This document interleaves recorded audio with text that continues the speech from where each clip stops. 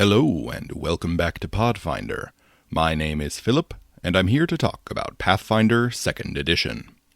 This is part of a series I'm producing covering the various deities, factions, and NPCs in the Pathfinder role-playing game and its setting, the world of Golarion. It's been a month of vampires here at Pathfinder, with a fun talk with Jake over at Wisdom Check and a deep dive into the faith of Zura. Today, I'm wrapping it all up with a close look at the deity of vampiric intellect and superiority, Nin. Nin is a relatively recent addition to the lore of Pathfinder, but I really like what the Paizo writers have come up with for them. They contrast nicely with Zura, and add some fun, mad science flavor to the more traditional elements of vampiric predation and nobility. Before that, though, if you enjoy this video and want to hear more Pathfinder lore, consider subscribing or commenting below. Also, content warning. Nin's faith has some serious parallels to real-world eugenics. It's mostly magically coded, but if you don't want to hear about that, then this video isn't for you. With that out of the way, let's move on to the rundown. Nin is the Immaculate Solution, the vampiric god of calculation, intellect, and perfection. Nin is defined by their intelligence, for their brain calculates at a level which only other gods of knowledge can rival. Nin's primary focus is on scientific, eldritch, and academic study, and they command their followers to solve problems and puzzles in pursuit of greater understanding. This quest for understanding is rooted in Nin's overwhelming sense of supremacy and desire for perfection. Nin seeks perfection in all things, their ultimate goal to ascend to their rightful place at the top of the great beyond. That being said, much of Nin's sense of perfection and entitlement comes from their own vampirism. Nin is a vampire, and believes that their vampirism, coupled with their supreme intellect, makes them superior to mortal beings.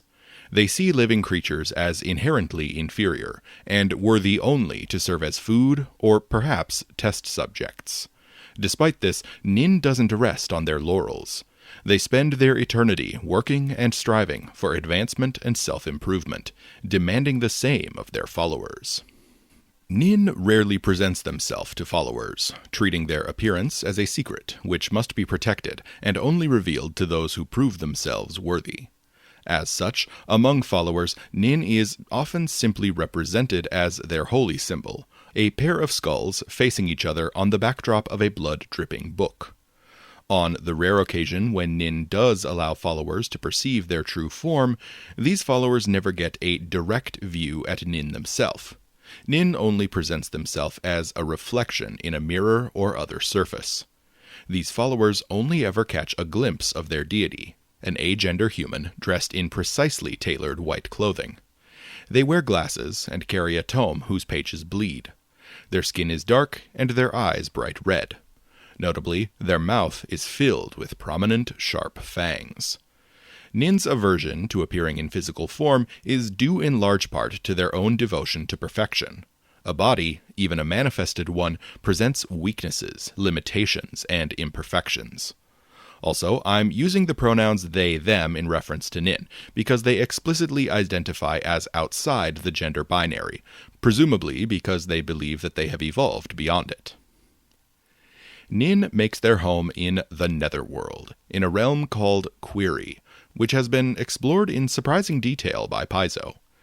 Query is a realm designed by Nin themselves, a realm which plays host to their divine servants, and the souls of their deceased followers. Query is largely made up of the Forum, a city of glass and rock arranged with geometric precision. Blood flows from fountains placed throughout Forum, and the deep crimson makes for a fascinating visual contrast to the deep black stone from which the city is constructed.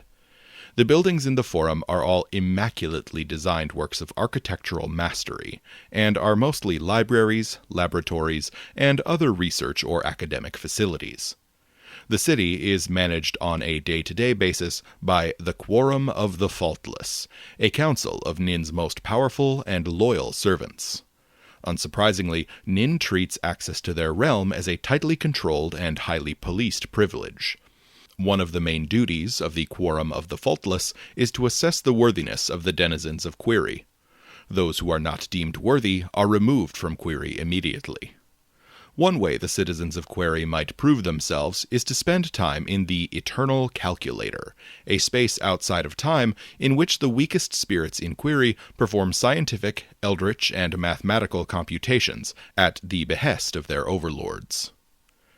Surrounding the Forum is the Wildermist, a vast, haunted, mist-shrouded wilderness in which the unliving spirits of the Netherworld wander for eternity. The Wildermist is still very much a part of Query, and exists under the purview of Nin. The whole region is constructed like a complex series of puzzles, a test which offers safety to travelers. Solving the puzzles which present themselves in the Wildermist can ward off the spirits which wander the region, providing safety to those who are sufficiently clever. Nin's personal home is Epiphany, a floating spire of glass and mirror to which only Nin themselves has access. No one besides the Immaculate Solution has ever left Epiphany, which floats above the very center of the Forum. Legends claim that some have entered, but none save Nin have ever left. On Golarion, Nin's teachings can be broken down into 3 main pillars, each of which is fundamental to the Immaculate Solution's understanding of existence. Nin is largely cold and uncompromising in their worldview, and these 3 pillars are non-negotiable among their followers. The first of these teachings is the view that all living mortals are nothing more than food. Nin may be a scholar and a scientist, but they are also a vampire, and this predatory nature is as much a core aspect of their identity as anything else. Nin teaches that undeath, and specifically vampirism, is the superior form of life, and that living beings are inherently inferior. It follows, then, that the living should be subservient to the undead, and what greater form of subservience is there than to literally sustain the vampiric elite as their source of food? As an extension of this sense of superiority to mortal beings, Nin also teaches that those who show mercy or compassion toward mortal beings are no better than the mortals themselves. This extends even to the gods, and Nin sees all deities who support or care for mortal followers as inherently misguided and unworthy of their own divinity. This is the fundamental reason why Nin sees themselves as the greatest of the gods. More on that in a moment. The second of Nin's major teachings is the idea that undeath is an opportunity for growth, change, and self-improvement, and that those who squander this opportunity are inherently unworthy of it. In Nin's view, undeath eliminates the primary force opposing research and knowledge: scarcity. A living researcher is hampered by the needs of their mortal life: food, sleep, social connection, material support, etc., etc. And all mortal researchers are limited in their pursuits by their own mortality. Vampires, however, ignore most of these limitations. So long as they can find a reliable source of living victims, they can exist forever, giving them plenty of opportunities to acquire resources and pursue their research for all time. The corollary to this is that all undead beings who squander this opportunity, namely by using their endless existence to indulge in gluttonous consumption, greedy accumulation, or apathetic sloth, are committing a grave sin. The refusal of these immortal beings to pursue self-improvement through research and science is proof of their unworthiness of their own immortality. The third and final of Nin's primary teachings is that imperfection and weakness is a solvable problem, one that can be addressed with research and hard work. The limitations of science, logical thought, and earnest determination are functionally non-existent, according to Nin. While the elimination of weakness in general might not be inherently evil, vaccination, for instance, is an unequivocal good and might be thought of in those terms, in the case of Nin, the goal is far more specific: the elimination of vampiric weakness and personal imperfection. Nin seeks to perfect vampirism to the point that vampiric vulnerabilities to things like garlic, steaks, or even positive energy are ultimately rendered void. Pardon the pun. While Nin demands the pursuit of this specific view of perfection, they do not demand perfection itself. So long as followers are actively and earnestly pursuing this perfection to the best of their ability, they are in alignment with Nin's desires. The act of struggle is what creates advancement and breakthrough, after all. Importantly, however, Nin only accepts followers who display a level of intellect and brilliance which is well above average. Dedicated followers who aren't especially smart mean almost nothing to Nin, except as pawns or useful tools. While many might criticize Nin's worldview, none could ever accuse them of rank hypocrisy, or at least not the extent to which they practice what they preach. Nin is extraordinarily self-motivated, and holds themselves to largely the same standard as their followers. Their ultimate goal is to further perfect themselves and their own understanding until they ascend to a higher plane of existence, becoming the most powerful of the gods. Through this ascension, they can dominate all other beings and take their rightful place at the top of the multiversal hierarchy. As Nin becomes the lord of all things, their followers then take their own rightful place as the lords of the material world. Now, before we go on, I want to acknowledge the very clear line which can be drawn between Nin's faith, with the elimination of weakness and racial superiority, and the real-world eugenics movement. Obviously, it goes without saying that real-world eugenics is total bullshit and leads to horrendous outcomes and mass death and suffering. On Golarion, it's worth noting that Nin and their followers have explicitly found a degree of success by measurably improving the power of vampires as a whole and eliminating whole types of weaknesses among vampires. Clearly, Nin isn't portrayed as a good guy. They are explicitly evil, which I think tells us everything we need to know about Paizo's opinion of their worldview. My advice to you, as players and GMs, is to just keep your eyes out for the more sinister aspects of Nin's faith, and to not accept their teachings as true in-universe without being adequately challenged. Also, as always, be sensitive to the emotional boundaries of your tablemates. Eugenics is, unfortunately, on the rise again in my country, so remember to consider how these fictional narratives might be similar to the material reality experienced by the people rolling dice next to you. Getting back to the lore, Nin communicates their teachings to the faithful through the Immaculate Solution, their holy text. The Immaculate Solution, a title which sometimes refers to Nin themselves, in addition to their book, is an incredibly dense text. It is extremely technical, weaving together complex science and mathematics with advanced alchemy, arcana, and occult rituals. The composite text supposedly reveals the underlying laws of the universe, but unraveling the solutions is, for many, an exercise in frustration. Beyond the baseline complexity of the text itself, the whole work is riddled with hidden messages, multi-layered metaphors, deliberate mistakes, and even actual invisible writing, which must all be deciphered in order to completely understand the message.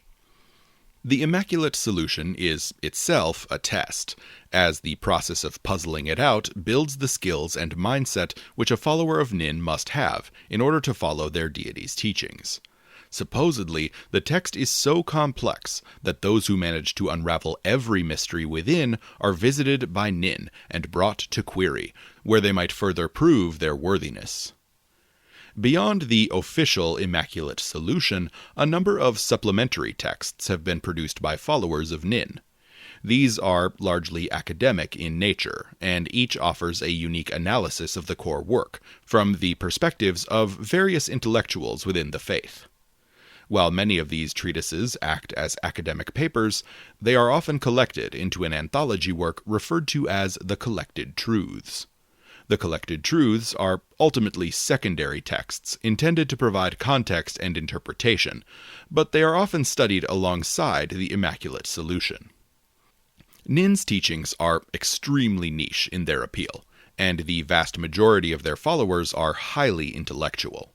Followers of Nin tend to be chemists, physicists, mathematicians, alchemists, arcanists, or occultists, if not professionally, then at least in a personal capacity. Only the most devoted to discovery for its own sake take up the faith of Nin, leading to a small but extraordinarily dedicated population of worshippers. Followers of Nin tend to be obsessed with their academic pursuits, and break even the largest and most complex problems down to simple, manageable puzzles, which they can solve, one after the other. In many ways, followers of Nin are the perfect followers of the scientific method. They observe, hypothesize, then test in that order, running iterative experiments until they arrive at a point of greater understanding, all the while slowly chipping away at the mysteries of the universe. Notably, Nin's definition of self-perfection includes physical training and exercise, so followers of the Immaculate Solution often incorporate physical workout routines into their daily activities. The pursuit of knowledge and perfection is endless to the devout follower of Nin, and they display their faith and devotion by conducting experiments, developing theories, or poring over immense tomes of obscure lore. One important aspect of Nin's focus on research is their emphasis on the importance of collaboration and cooperation. Despite the frequent association between selfish egotism and mad science, Nin leaves no room for such self-centered frivolity. A collaborative environment is far more fruitful for advancement and scientific progress. Additionally, collaboration builds the framework for the spread of a solution once one is reached. The greatest example of this is the current state of vampirism on Golarion. Modern vampires may have specific weaknesses, but in ancient times their list of weaknesses was far longer. The work of Nin's followers eliminated these weaknesses over time, a process which the faithful will continue into the future, until all weaknesses have been eliminated and vampires achieve absolute perfection. While many deities require the devotion of their followers, Nin is especially strict. They demand total devotion from their followers, unerring commitment to the cause of scientific advancement. Nin's is not a faith of the non-committal, as nothing short of absolute compliance will be rewarded, and a lapse in devotion or dedication will be met with divine punishment. Sometimes Nin will strike these heretics down directly, but just as often they will simply present them with puzzles and challenges which have no solution. While this demanding need for compliance tends to create a culture of ceaseless hard work, it also induces a culture of arrogance and self-importance. After all, if Nin determines who is worthy and punishes those who are not, then all those who remain in good standing with Nin are, by definition, worthy. Famously, Nin is exceptionally discerning and accepts only the most hard-working, intelligent, and accomplished. If a follower has been accepted into Nin's faith, they must be pretty great. Accordingly, I imagine that most of these people are absolutely insufferable. Unsurprisingly, a number of phrases have risen to prominence among the faithful of Nin. These sayings, called the universal truths, are often elevated not because they are factually correct, but because they are philosophically true, and induce the correct worldview in followers. The first of these is structured as a command, and goes, "Fail, but never fail to strive." Devout followers of Nin are unafraid of failure. They see failure as simply a natural step on the path to knowledge. Failure itself is a way of gaining knowledge, as a failed experiment still tells the researcher how not to achieve a particular result. The only failure which is unacceptable is the failure to get back to work after an experiment doesn't result in a desired outcome. The other prominent phrase is structured as a toast, and goes, "to touching the sun." These words are intended both literally and figuratively. One of the weaknesses which Nin and their followers seek to eliminate is the vampiric vulnerability to sunlight. In this regard, followers who toast with this phrase call out their explicit goal to someday live in the sunlight. On the metaphorical level, the toast is a broader call to pursue the impossible. The faithful of Nin believe that, with their deity's help, no mystery or challenge is insurmountable. In addition to these phrases, followers of Nin generally partake in the festival of All Shade. This event occurs on the winter solstice, the longest night of the year. All Shade is a celebration of superiority and relaxation, the one night a year when the faithful set aside their work and gorge themselves on a shared feast of blood. Allshade is a night of controlled indulgence, a chance to unwind with a defined start and end point, and which is still restricted by the boundaries of secrecy. Beyond the specific celebration of Allshade, specific groups of Nin's faithful generally have local holidays, celebrating the accomplishments of their members. These are much more reserved, generally consisting of a formal dinner and little more. The faith of Nin is, of course, extremely hierarchical. Official leaders in the church bear the title of authority. Authorities bear an enormous amount of responsibility in the church, as, in addition to the traditional tasks of organization and evangelism, they are responsible for maintaining the secrecy and anonymity of their followers. As the first point of contact for many who find their way to the faith of Nin, these authorities must demonstrate Nin's teachings through self-perfection and hard work, and by wrangling the many strong minds which are drawn to the church and aim them toward a collective goal and specific research projects. Interestingly, authorities are charged with directing their congregants with as little assistance as possible. This is another reason why the position is considered extremely work-intensive, as the authority must still maintain their own research programs and remain in good standing with their deity. Many of these authorities might direct their congregants toward a single area of research, which they all pursue collectively, allowing for an exhaustive examination of the potential developments within that subfield.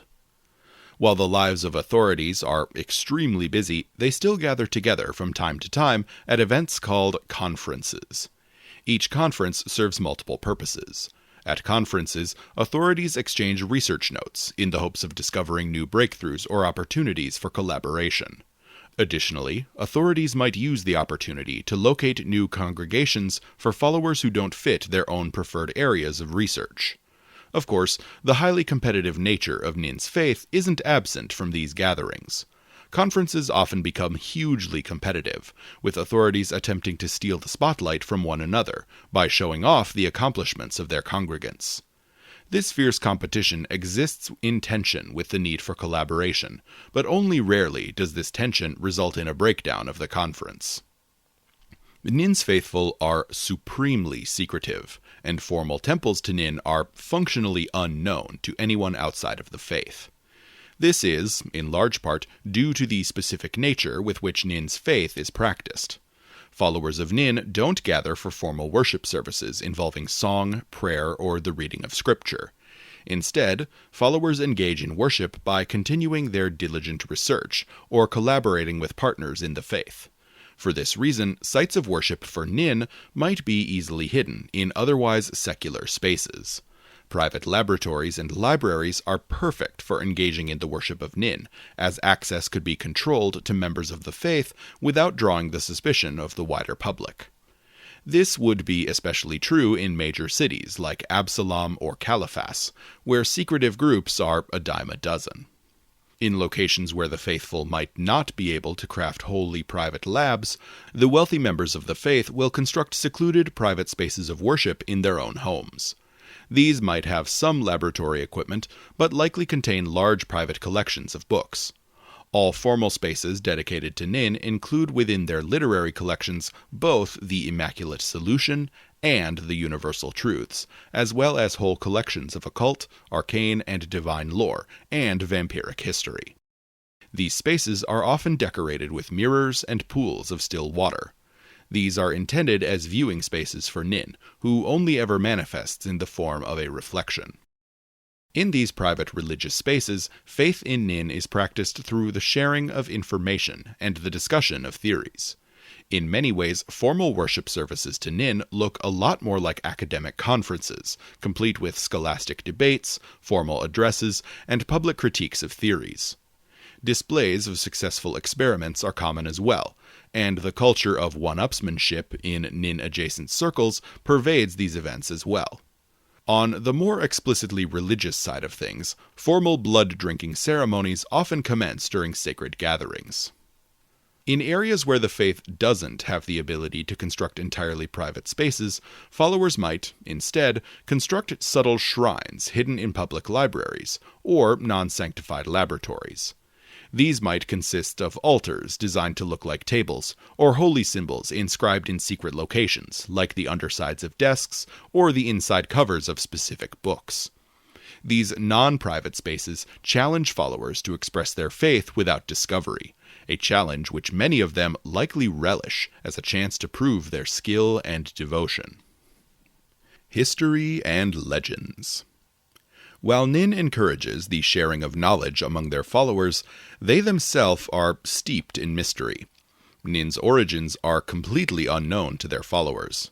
Nin is, inarguably, ancient, and their origins trace back to at least the Age of Serpents, though they might go back even further.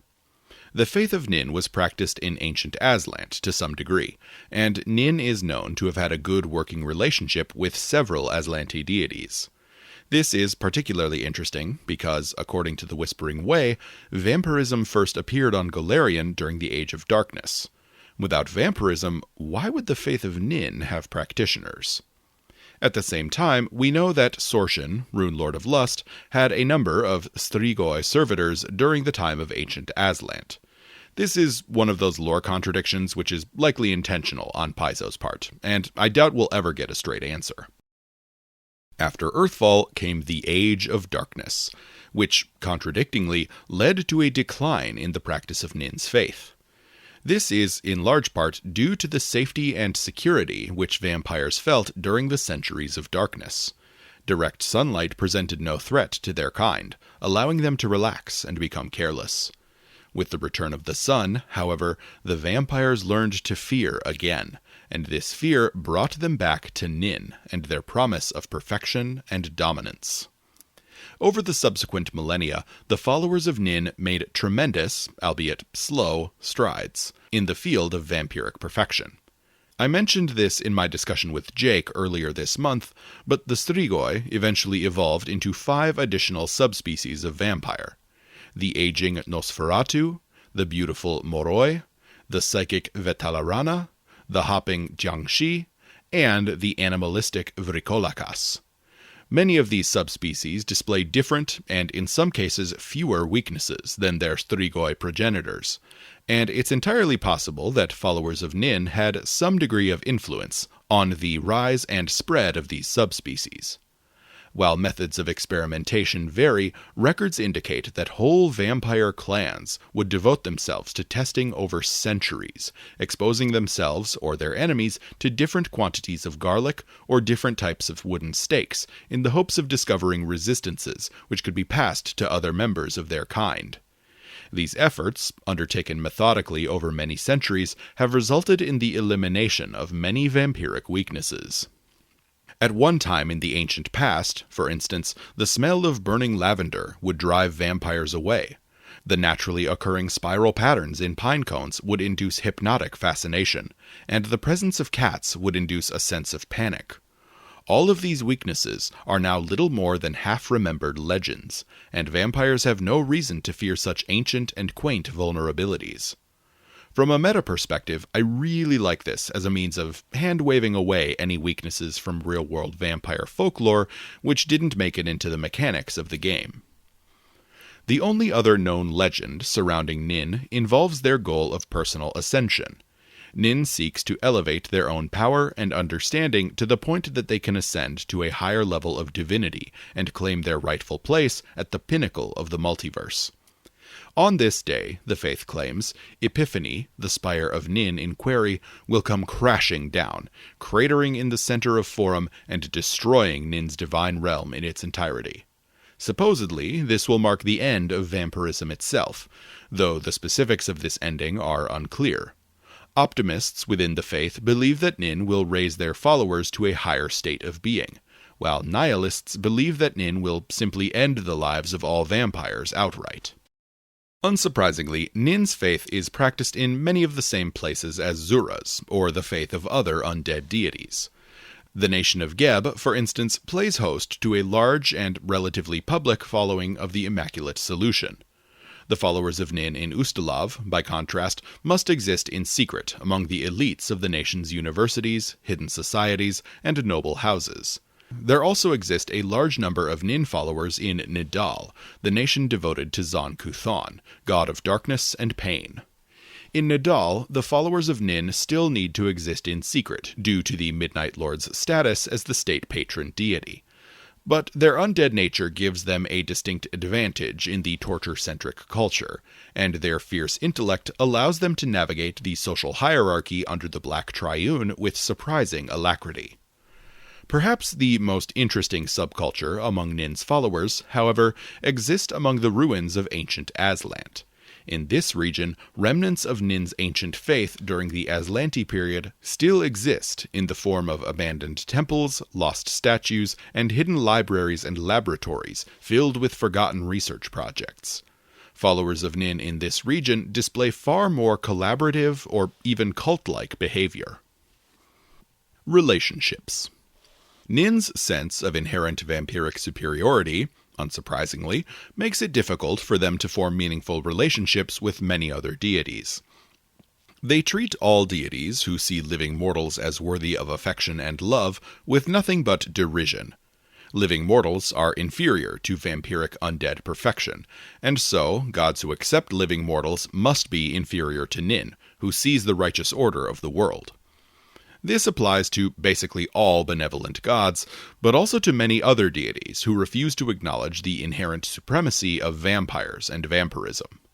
There are, of course, exceptions made for particular deities who hold special interest to Nin.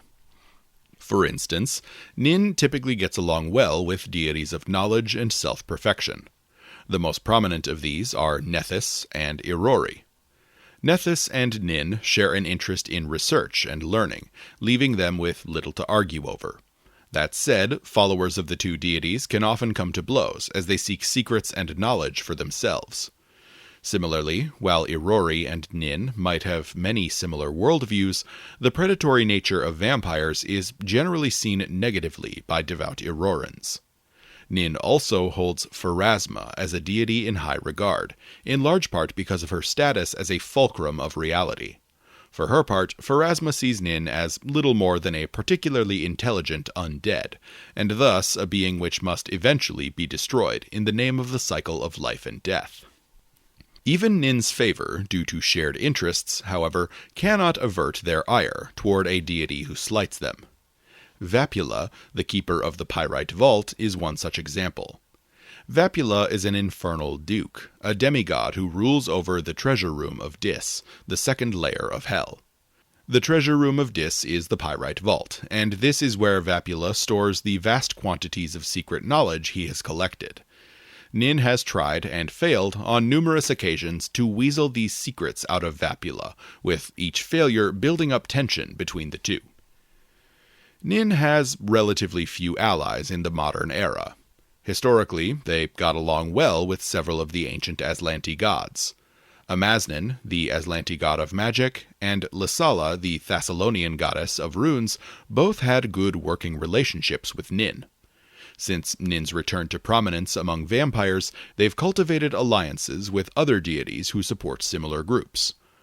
Zura, for instance, is an ally for her shared patronage of vampires, while Urgathoa is seen as an ally for her broader patronage of undeath.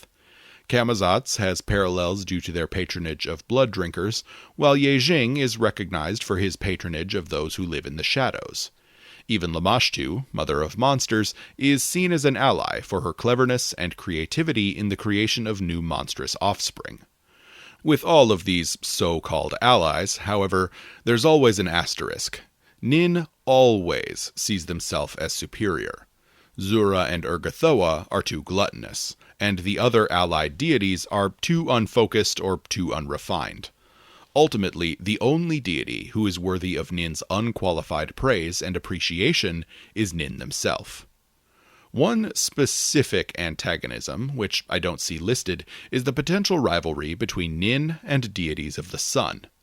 Nin's aversion to sun puts them in alignment with the Strigoi, Nosferatu, and Moroi, and the vulnerability to sunlight is one weakness which Nin explicitly wishes to eliminate. While I suspect that Nin themselves could survive in direct sunlight, albeit uncomfortably, due to their divinity, Divine sunlight, enhanced by deities of the sun, could probably destroy them. This likely puts Nin on particularly bad terms with sun deities like Sarenrae, Shizuru, Maja Firehair, and even the old sun gods of Mazali, Chohar, Luhar, and Telehar. This is, of course, speculation on my part, but I think it makes a lot of sense. For players who might be interested in playing characters who follow Nin, here are a few useful details. Unfortunately, for those using the alignment rules, Nin never had an alignment listing in either 1E or 2E, because they weren't introduced until after the remaster. Based on their lore, I anticipate that they would accept clerics and champions of neutral evil, or lawful neutral alignments. Nin's edicts are to become a paragon of vampiric perfection, to eliminate vampiric weakness using analysis and experimentation, and to punish those who restrict the free exchange of information. Conversely, to demonstrate apathy or complacency toward self-improvement, to fail to cooperate or share information with another worshipper of Nin, or to refuse to attempt to find a solution when presented with a problem, are all anathema to Nin. Their domains are glyph, knowledge, perfection, and undeath, and they also have the alternate domains of darkness and tyranny. Their divine font is harm, and clerics and champions of Nin must choose unholy sanctification. Their holy symbol is a pair of skulls facing one another atop the pages of a bleeding book. Followers of Nin, from official authorities to lay worshippers, tend to prioritize hiding in plain sight when they dress themselves. Their relative prevalence in the upper classes of society means that they often dress well, with expensive and high-quality suits, gowns, and dresses being quite common. While their clothes might be expensive, they will rarely be especially attention-grabbing.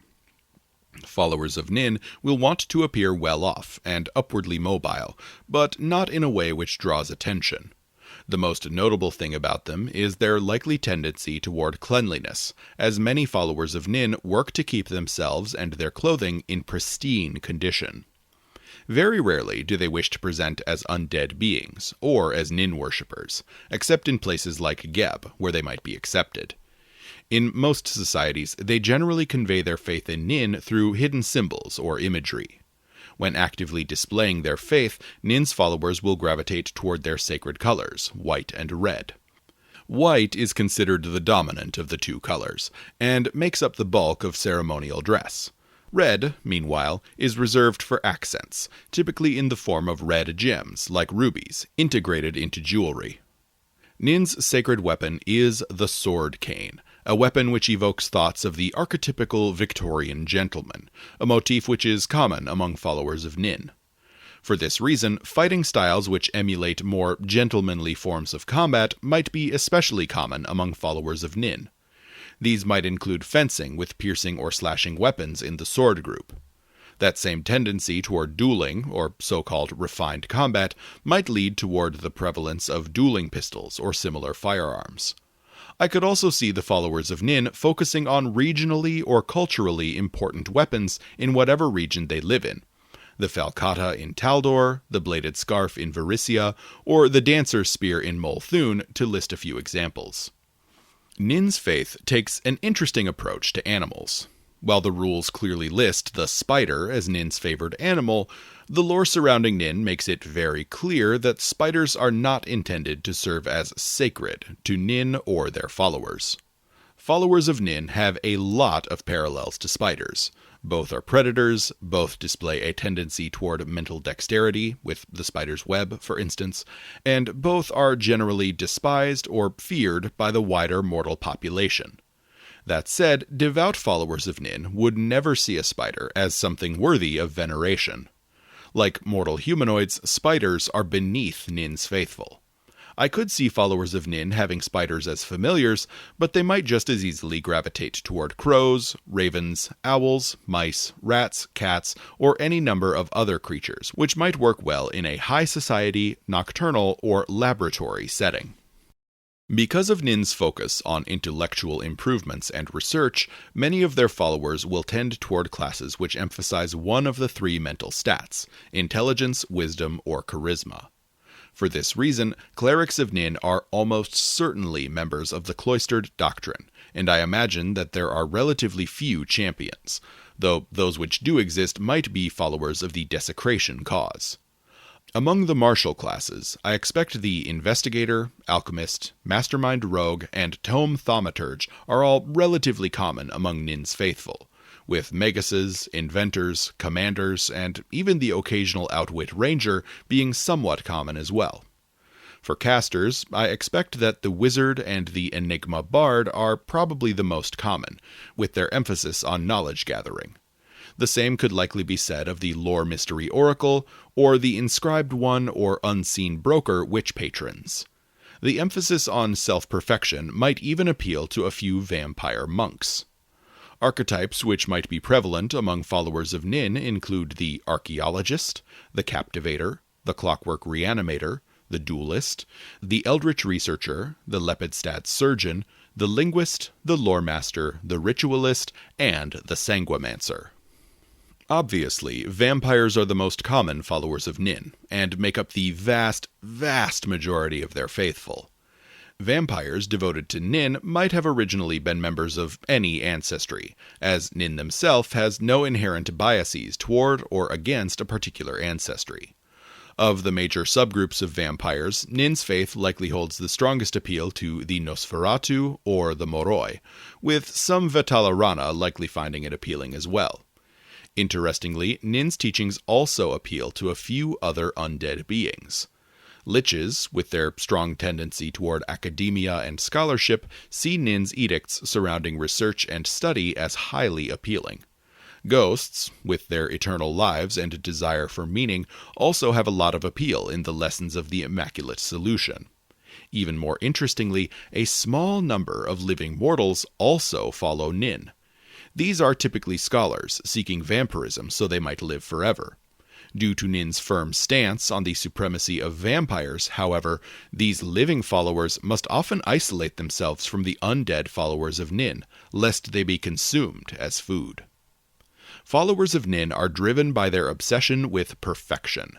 They seek to improve themselves through hard work, research, and self-discipline, with the ultimate goal of eliminating vampiric weakness altogether. They tend toward a strictly hierarchical worldview, and most are inflicted with a strong sense of superiority over mortals or their fellow undead. Despite this arrogance, they are generally willing and eager research partners. And have a culture of collaboration.